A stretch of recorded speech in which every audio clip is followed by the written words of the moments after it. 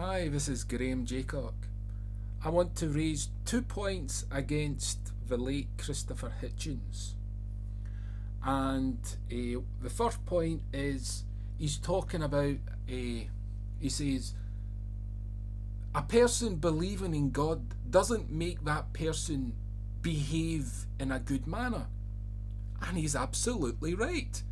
But Christopher Hitchens hasn't really considered the consequences of this argument, because the law courts, and Christopher Hitchens likes talking about the law courts, that you can't prove God, but you can prove that a man exists, Mr. Hitchens, if you're listening.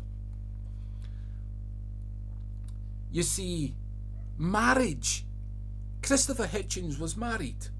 Now, being married, okay, the law courts have demonstrated, they have proven, they have given evidence of domestic abuse. Men, some of which are atheists, who have claimed to be loving towards their wife. That's why they get married, because they want to be together. Being married, claiming a love for your partner, does not make that person loyal to that partner. Likewise, saying that you believe in God doesn't make you loyal to God. That's the whole point of faith and Jesus. Jesus has been through that torment of having been tested, and he got there without problem. And we focus on Jesus rather than focus on our ability to be loyal to God, which is demonstrated quite easily in the Old Testament, because all the Israelites under the Mosaic law struggled by their own works, because they failed, because they had no one to help them through. Now, the second issue I have against the late Hitchens is this. He talks about how the matter of murder and kill, in the translations it says do not kill, and it says, and he talks about how can you distinguish between murder and killing.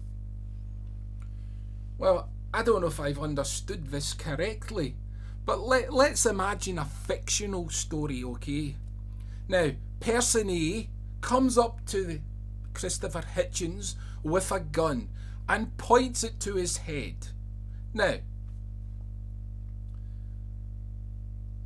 does Mr. Hitchens say, does he still have the belief that you can't distinguish between killing and a murder?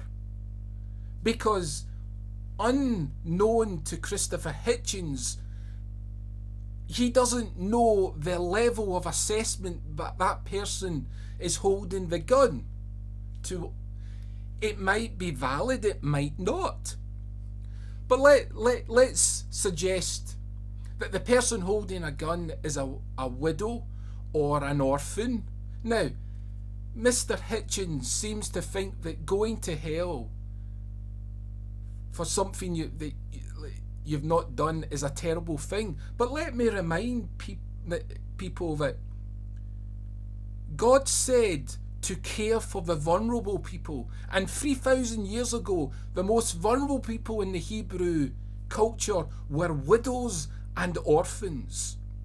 Now, how many atheists house orphans or widows in their lives?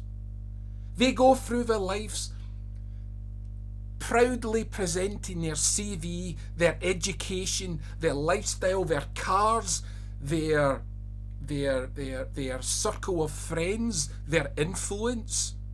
Now, you have one child that is an orphan who's not loved by the atheist. Now, at that point, is it meritable to suggest that that person who did not care for the orphan deserves punishment? It seems that Christopher Hitchens, when he was alive, did not accept personal accountability. He goes on about accountability of specialised crimes such as murder or these common sense ideas of crime. The natural lists that you expect from a criminal court. But there are crimes against humanity under a different title, namely love, Love. Loving a person as you love yourself. That is where all humans fail. And I'm talking to the atheists here. Atheists fail at loving all people. That is the crime that atheists do not want to have personal accountability for. And they think they don't deserve hell. Well, you didn't think that the orphan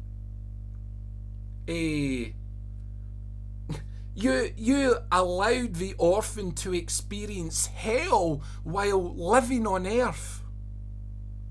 Now, it seems to me that atheists have stepped on to a very loose stone, and their footing